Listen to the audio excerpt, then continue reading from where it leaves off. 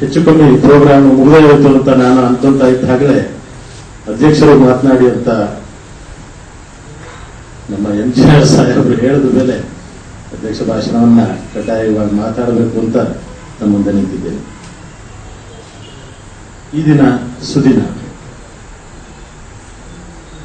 CPK ಅಂತಲೇ ಪ್ರಸಿದ್ಧರಾಗಿರ್ತಕ್ಕಂಥ CP Krishnakumar ಅವರ 74 ತುಂಬಿ 75ನೇ ಜನ್ಮದಿನ ಆಚರಿಸ್ತಾ ಇರುವಂತಹ ಸುದಿನ.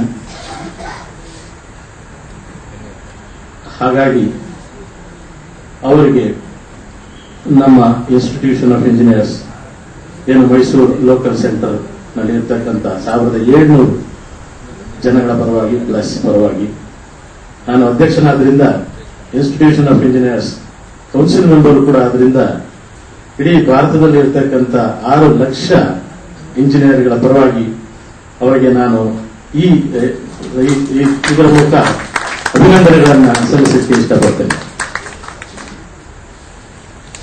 ಇದೊಂಥರ ಹೇಗೆ ಅಂತ ಹೇಳಿದ್ರೆ ಇಮಾಮ್ ಸಾಹೇಬ್ಗೂ ಗೋಕುಲಾಷ್ಟಮಿಗೂ ಏನ್ ಸಂಬಂಧ ಅಂತ. ಮೂಲತಃ ನಾನು ಇಂಜಿನಿಯರ್, ಅದು electrical engineer. Institution of engineers ಅಲ್ಲಿ ಈಗಷ್ಟೇ ಅಧ್ಯಕ್ಷ ಸ್ಥಾನವನ್ನು ವಹಿಸಿಕೊಂಡವನು, ಸೆಕ್ರೆಟರಿ ಕೂಡ ಕೆಲಸ ಮಾಡಿದವನು. ಪ್ರಾಧ್ಯಾಪಕನಾದರೂ ಕೂಡ ಬರೀ ಇಂಜಿನಿಯರಿಂಗ್ ಅಷ್ಟೇ ಓದ್ಕೊಂಡಂತ ಬಂದವನು. ಅಲ್ಲಿ ಇಲ್ಲಿ ಸ್ವಲ್ಪ ಕನ್ನಡ ಅಭಿಮಾನ ಸ್ವಲ್ಪ ಇದ್ದಿದ್ರಿಂದ ಇಂಜಿನಿಯರಿಂಗ್ ವಿದ್ಯಾರ್ಥಿಗಳಿಗೆ ಕನ್ನಡ ಕಲಿಸ್ತಕ್ಕಂಥ ಸಣ್ಣ ಪುಟ್ಟ ಕಾರ್ಯಗಳನ್ನು ಮಾಡ್ಕೊಂತ ಬಂದವನು. ಹಾಗಾಗಿ ನನಗೆ ಈ ಒಂದು ಸಮಾರಂಭದಲ್ಲಿ ಅಧ್ಯಕ್ಷತೆ ವಹಿಸಬೇಕು ಅಂತ ಹೇಳಿದಾಗ ಒಂದು ಕಡೆ ಬಹಳ ಸಂತೋಷ. ಇಡೀ ಪ್ರಪಂಚವೇ ನೋಡ್ತಾ ಇರತಕ್ಕಂಥ ಸಿಪಿಕೆ ಅವರಿಗೆ ಸನ್ಮಾನ ಸಮಾರಂಭ, ಅವರ ಜೊತೆಯಲ್ಲಿ ಅವರ ಗುರುಗಳು ಆದಂತ ದೇಜೇಗೌಡ ಸಾನ್ನಿಧ್ಯ, ಅಕ್ಬರ್ ಅಲ್ಲೇ ಅವರ ಸಾನ್ನಿಧ್ಯ, ರಾಜಶೇಖರ ಕೋಟಿ ಅವರ ಸಾನ್ನಿಧ್ಯ, ಎಲ್ಲ ಕನ್ನಡ ಪ್ರೇಮಿಗಳ ಸಾನ್ನಿಧ್ಯ. ಇದನ್ನ ತಪ್ಪಿಸ್ಕೊಳ್ಬಾರದು ಅಂತ ಒಂದು ಮನಸ್ಸಿದ್ರು ಕೂಡ ನಾವೊಂಥರ ಕನ್ನಡ ಸಾಹಿತ್ಯವನ್ನು ಸಾಕಷ್ಟು ಏನು ಬಲ್ಲವರಲ್ಲ, ಸಾಹಿತ್ಯವನ್ನು ಬರೆದವರು ಮೊದಲೇ ಅಲ್ಲ, ಸಾಹಿತ್ಯವನ್ನು ಸಂಪೂರ್ಣವಾಗಿ ಅರ್ಥ ಮಾಡಿಕೊಳ್ಳೋ ಶಕ್ತಿ ಕೂಡ ನಮಗಿಲ್ಲ. ಏನಿಲ್ಲದೆ ಇದ್ರೂ ಕೂಡ ಕನ್ನಡ ಅಭಿಮಾನ ಒಂದು ಸಿಪಿಕೆ ಅವರು ಸಾಮಾನ್ಯ ಹೇಳ್ತಾ ಇರ್ತಾರೆ, ಅದನ್ನ ಮತ್ತೆ ಹೇಳ್ತೀನಿ. ಕನ್ನಡ ಅಭಿಮಾನ ಒಂದಿದ್ರೆ ಸಾಕು, ಕನ್ನಡದಲ್ಲಿ ಬದುಕಬಹುದು, ಕನ್ನಡದಲ್ಲಿ ಬಾಳಬಹುದು, ಕನ್ನಡದಲ್ಲಿ ನೆಲೆಸಬಹುದು, ಕನ್ನಡದಲ್ಲಿ ಜೀವವನ್ನು ಕಳೆಯಬಹುದು ಅನ್ನೋದು ಅವರು ಏನು ಹೇಳಿದ್ದಾರೆ ಅದೊಂದೇ ಸಾಕು ನನಗೆ. ಈ ಒಂದು ದಿಗ್ಗಜರ ಒಂದು ಸಮ್ಮುಖದಲ್ಲಿ ಒಂದು ಅಧ್ಯಕ್ಷ ಸ್ಥಾನವಂತ ಪವಿತ್ರವಾದ ಸ್ಥಾನವನ್ನ ಇವತ್ತು ಅಲಂಕರಿಸಿದ್ದಕ್ಕೆ ನಾನು ಎಲ್ಲರಿಗೂ ಈ ಕಾರ್ಯಕ್ರಮದ ರೂವಾರಿಗಳಿಗೆ ಎಲ್ಲರೂ ಕೂಡ ಮೊದಲು ಧನ್ಯವಾದಗಳನ್ನು ಅರ್ಪಿಸ್ತೇನೆ. ಇದು ಒಂದು ಕಾರ್ಯಕ್ರಮ. ಈ ಕಾರ್ಯಕ್ರಮದಲ್ಲಿ ಎಲ್ಲರೂ ಅವರವರ ಭಾವನೆಗಳನ್ನು ಏರ್ಪಡ್ತಕ್ಕಂಥ ಕಾರ್ಯಕ್ರಮ. ಸಿಪಿಕೆ ಅವರು ಹಿಂದೆ ಏನು ಮಾಡಿದ್ರು, ಮುಂದೆ ಏನು ಮಾಡ್ತಾ ಇದ್ದಾರೆ ಎಲ್ಲಕ್ಕಿಂತ ಹೆಚ್ಚಾಗಿ ಅವರವರು ಸಿಪಿಕೆಯನ್ನ ಕಂಡಂತೆ ಅವರವರ ಭಾವನೆಗಳನ್ನು ಹೇಳ್ಕೊಳ್ತಕ್ಕಂಥ ಕಾರ್ಯಕ್ರಮ ಬಹಳ ಮುಖ್ಯ ಆಗ್ತದೆ. ಹಾಗಾಗಿ ನಾನು ಹೆಚ್ಚಿಗೆ ಕಂಡಿದ್ದಾದ್ರೂ ಕೂಡ ನನ್ನ ಭಾವನೆಗಳನ್ನೇನು ಹೇಳ್ಕೊಂತ ಒಂದು 5 ನಿಮಿಷದಿಂದ 10 ನಿಮಿಷ ತಾವು ದಯಮಾಡಿ ನನಗೆ ಸಮಯವನ್ನು ಕೊಡಬೇಕು.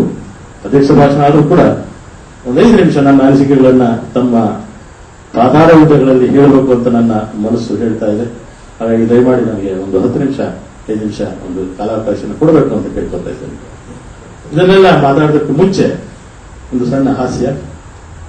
ಬಹುಶಃ ಅನ್ಸವರು ಮತ್ತು ಪಿಂಟವರು ನನ್ನ ಆತ್ಮೀಯ ಸ್ನೇಹಿತರು. ಇವರು ನನ್ನ ಕಾರ್ಯಕ್ರಮಕ್ಕೆ ಇವತ್ತು ಕೂಡ ಕರೆದಿದ್ದಾರೆ, ನಾಳೆ ಕೂಡ ಪಿಂಟವರು ಇದೇ ಸ್ಥಾನದಲ್ಲಿ ಕೂತ್ಕೋಬೇಕು ಅಂತ ಆಗಲೇ ಆಜ್ಞೆ ಮಾಡಿದ್ದಾರೆ. ನಾನು ಅವ್ರಿಗೆ ಹೇಳಿದೆ, ನನಗೆ ಕಾವ್ಯ ಅಂದ್ರೆ ಗೊತ್ತಿಲ್ಲ, ನನ್ನ ಮಗಳು ಕಾವ್ಯ, ನಾನು ಕಾವ್ಯವನ್ನು ಬರೆದವನಲ್ಲ, ನನ್ನ ಮಗಳ ಹೆಸರು ಕಾವ್ಯ ಅಷ್ಟೇ.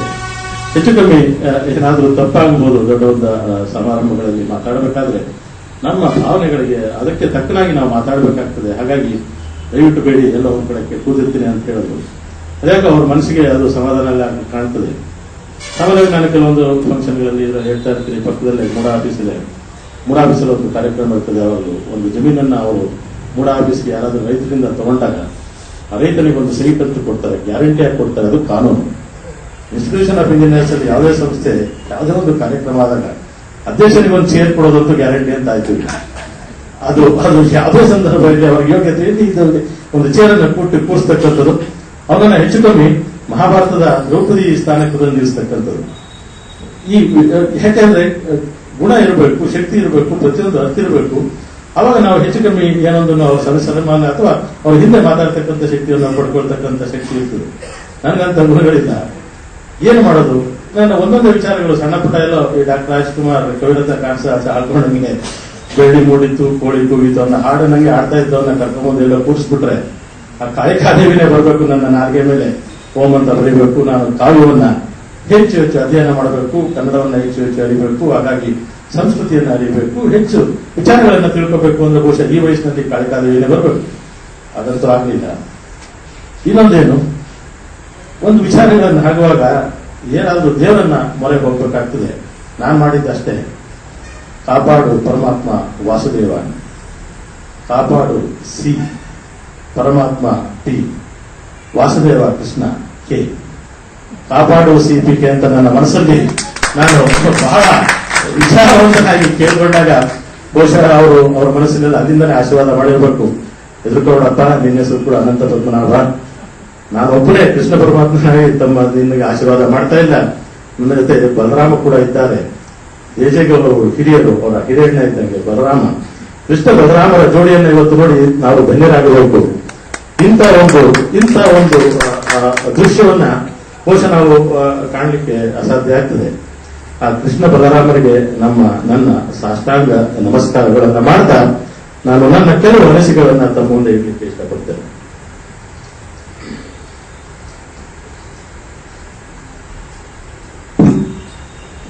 ಕೆಲವೊಂದು ವಿಚಾರಗಳನ್ನ ಮಾಡ್ತಾ ಇದ್ದಾಗ ಶ್ರೀಯುತರ ಬಗ್ಗೆ ಕೆಲವೊಂದು ವಿಚಾರಗಳನ್ನ ಹೇಳಬೇಕಾಗಿತ್ತು, ಹೇಳಿಲ್ಲ. ಮೊದಲು ಈ ಶ್ರೀಯುತರು ತಂದ ಕವನ ಸಂಕಲನ ತಾರಾಸಕ 1970ರಲ್ಲಿ.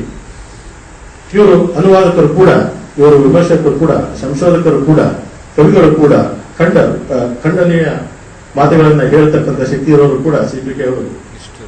ಇವರ ಮೊದಲ ಇಂಗ್ಲಿಷಿಂದ ಪಠ್ಯಪುಸ್ತಕದಲ್ಲಿ ಅನುವಾದವಂತ ಒಂದು ಅನುವಾದ ಗಾಂಧಾರೀಸ್ ಲ್ಯಾಮೆನ್, ಗಾಂಧಾರಿಯ ಪ್ರಲಾಪ.